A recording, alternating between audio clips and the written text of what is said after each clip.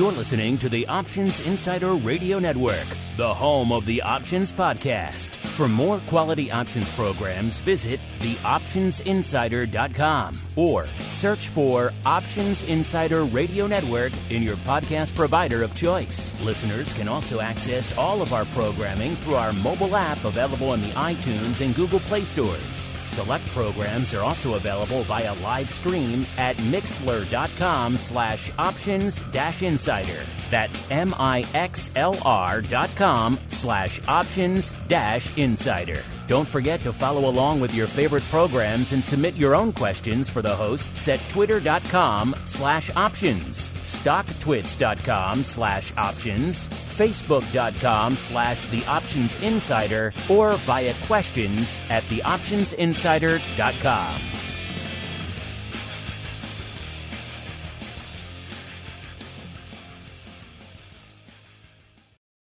Welcome to the Options Playbook, the program where we break down cutting-edge option strategies and explain how you can incorporate them into your own portfolio. Whether you're looking to grow your capital with some offensive maneuvers or protect your investments with defensive plays, you can find them all in the Options Playbook. The Options Playbook is brought to you by Ally Invest. Anything mentioned today is for educational purposes and is not a recommendation or advice. Options involve risk. Please refer to ally.com/invest/disclosures to review additional risks involved with trading options. Securities offered through Ally Invest Securities, LLC, member FINRA and SIPC.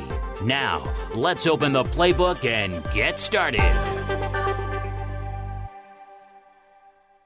Welcome to Options Playbook Radio. I'm your host, Brian Overby, Ally Invest Senior Options Analyst and author of the Options Playbook.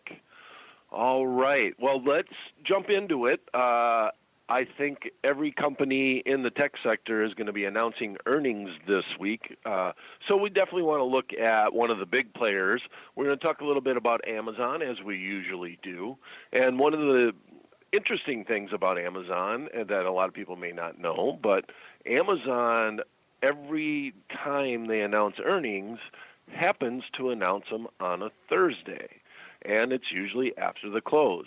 So Amazon is always an interesting underlying to trade around earnings because you legitimately have a very expensive underlying, which adds a premium to the option contracts, and then you throw in the fact that they are going to be announcing earnings, and that adds premium to the option contracts.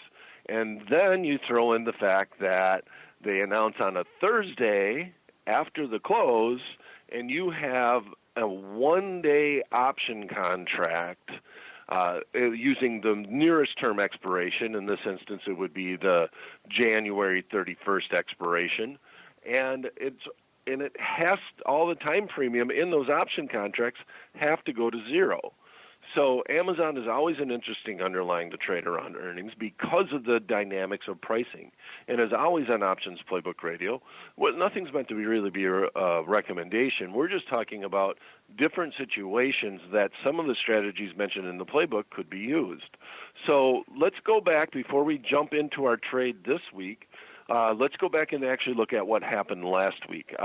In Disney, the theme for the last couple of shows on Options Playbook Radio is what can we do while we wait for earnings to happen?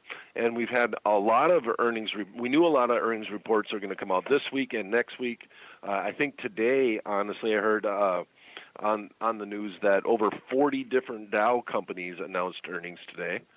And the stock that we looked at a couple of weeks ago was McDonald's, and we did a strategy that was trying to take advantage of volatility coming in, some time decay leading up to earnings, and that was in McDonald's. We looked at a butterfly in McDonald's, a neutral butterfly. And this week we're going to try to accomplish the same thing with Disney. So we looked at an iron condor in Disney leading up to earnings. Earnings are going to be, right now it's anticipated February 4th that they're going to be announcing earnings in Disney. So we were going to do an iron condor this week, hoping that Disney would basically settle down going into earnings. Had a big run-up recently because of the success of Disney Plus, their online streaming platform. And what we did was an iron condor, centered around where the current stock price was at. It was at 144.01 on the day that we talked about the trade. And the strikes that we sold for the puts and the calls, we sold the 140 strike put. We bought and we sold the 148 strike call. So from 140 to 148 was the sweet spot. We went 2 points wide, so the protection on the put side was the 138, and the protection on the call side was the 150 call. We did this for a net credit of 45 cents, but that trade, we did actually get blindsided by news, and that's probably your biggest concern whenever you're doing an iron condor. We were hoping that we would have a slow news week because we're leading into earnings, and a lot of times when stocks are anticipating earnings, they just kind of slow down and wait to hear what the earnings are.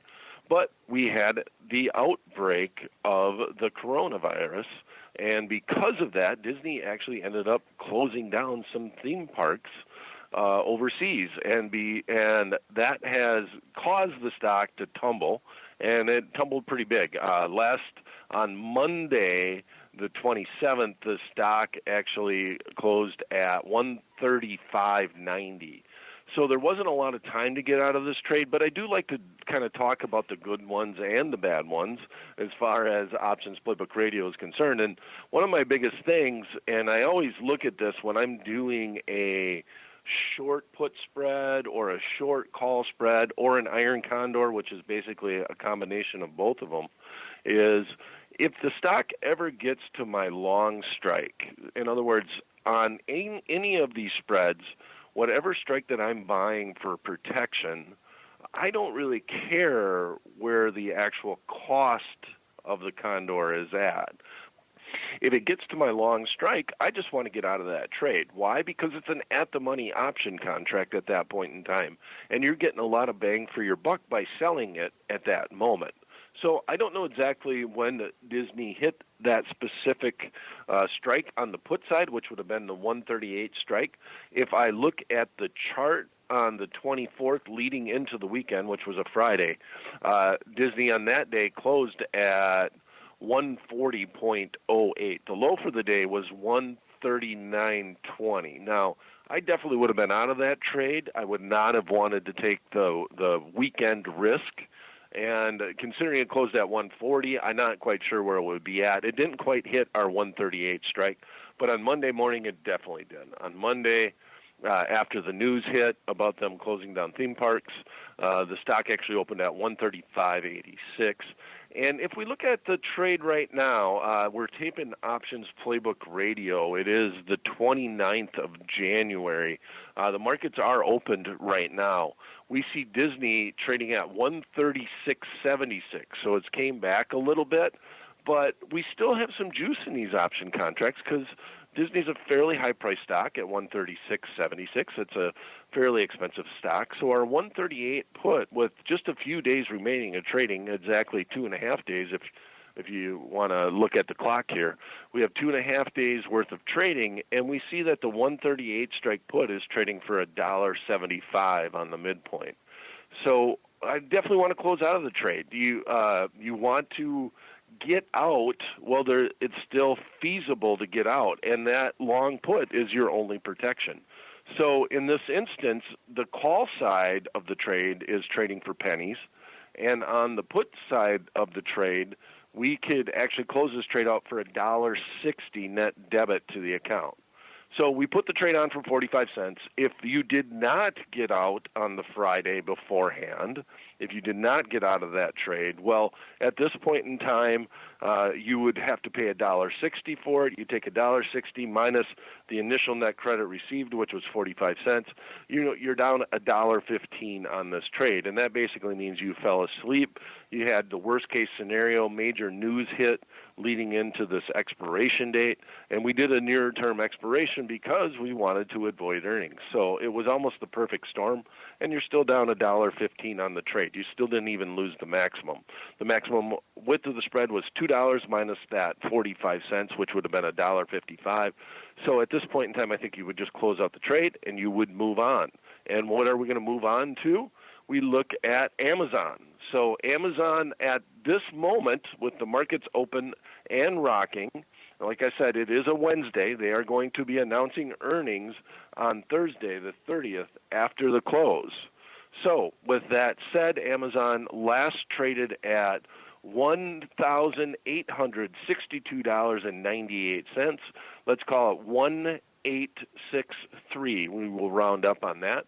We'll look at the long straddle to start with. We're going to do a long butterfly based off and pick our strikes based off of what the expected move would be. So to find the expected move, we're going to take the most at-the-money option contract, which would be the 1862.50 strike, $1,862.50. We look at buying the put and buying the call, and at the midpoint, I'm just going to round off to about $69 is about what we're looking at for an expected move. So I'd like to do if I take $69 and I actually divide it by Amazon's last trade, we're only looking for about a 4% move in Amazon because it's such a high-priced stock. So we're going to take the aspect, and you can go bearish, you can go bullish on this, you just flip a coin. Who really knows what's going to happen after earnings? You can if you have an opinion, then feel free to use it. But in general, we're just going to talk about a specific trade, and the main reason why we're putting this trade on is because of what I had mentioned at the top of the show. We have a very expensive underlying. We have a known major news event, and after that news event gets announced, we have one day that these option contracts will live before the expiration happens, which means all that time premium that is created from the news and from the price of the underlying has to go away. All right, so what's a trade that we can do that, if you're correct on your forecast, wants time premium to go away? And we're going to look at a big, wide butterfly. So if I take the current stock price, let's call it 1862, and I add the expected move onto it, which is $69, we're talking about $1,931. So let's round that off to $1,930, and that's going to be our call that we buy. So we're going to take a bullish stance. Like I said, I don't have any idea what's going to happen with Amazon, so we're just going to take the expected move, and we either go up to the first strike on the call side, or you would subtract it and you go down to the put side. That would be the concept of putting this trade on. So where the butterfly would be the January 31st expiration, which will have one day to live after earnings, and we will be buying the 1930 strike call. We're going to go up 30 points, and we're going to sell two of the 1960 strike calls, and then we're going to go another 30 points, and we're going to buy one of the 1990 strike calls. So 1930, 1960, 1990, a 30-point wide butterfly going out to the January 31st expiration. That's going to give us basically a 60-point landing strip that Amazon could be in and make this trade profitable. Basically from the 1930 strike to the 1990 strike. Now, what's the big deal? What's the determining factor here if we do this trade is you're only going to do it if you think Amazon will make more than the expected move. That's the main reason why you would put on this trade. Now, if it made double the expected move, well, then it's going to be outside the range of our butterfly. We have a 70-point expected move, and then we have a 60-point wide butterfly. So that would be double the expected move, and that would be a very aggressive move in Amazon to the upside or to the downside. So in this instance, we can do this entire trade for $2.20. Now, for example, because of the increase in volatility and because of the fact that Amazon is such an expensive stock, if you were to just buy the 1990 strike call outright, the furthest strike out on our strategy that we're looking at, you would have to pay $3.60 just for that call option. So we're doing this entire trade, we're doing this entire butterfly for less than we would pay for the 1990 strike call, which is almost 2 times the standard or the expected move away from where the current stock is trading at. So this is why butterflies are interesting in very expensive stocks, and especially ones that are going to be announcing earnings one day before the expiration of the option contracts.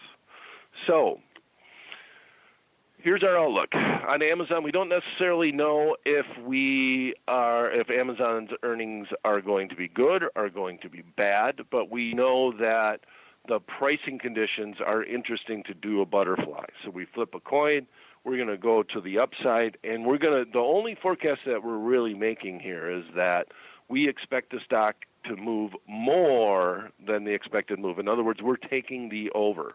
We look at the long straddle. We see the long straddle is trading for about $69.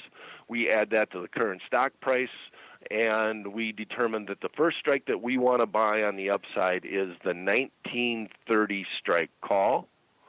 We then are going to sell 2 of the 1960 strike calls, and then buy our biggest hedge, the 1990 strike call. The entire trade, if we can get this off at the midpoint, would be done for $2.20, and our entire risk for the trade would be $220. This trade would last for 1 day after the earnings announcement. As a matter of fact, we're talking about this trade on a Wednesday.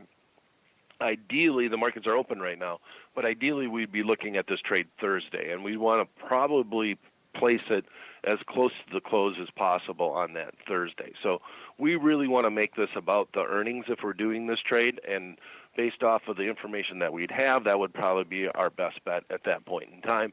But $220 is a fairly inexpensive trade when you consider that right now the Amazon 1990 strike call with the January 31st expiration is trading for $3.60.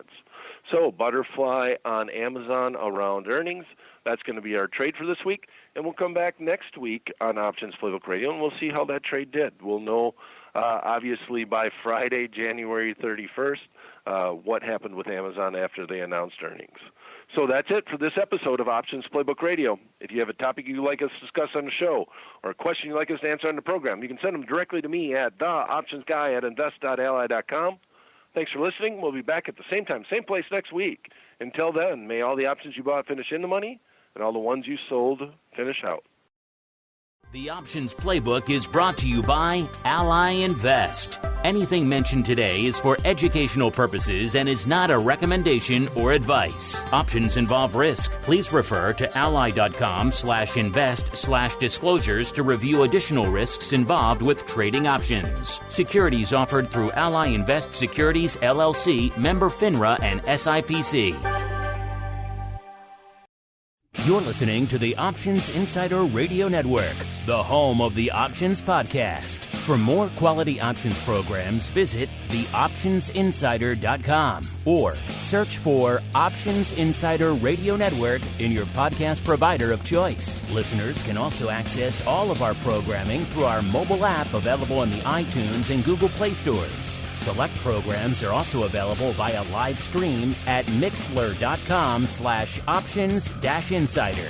That's mixlr.com/options-insider. Don't forget to follow along with your favorite programs and submit your own questions for the hosts at twitter.com/options, stocktwits.com/options, facebook.com/theoptionsinsider, or via questions at theoptionsinsider.com.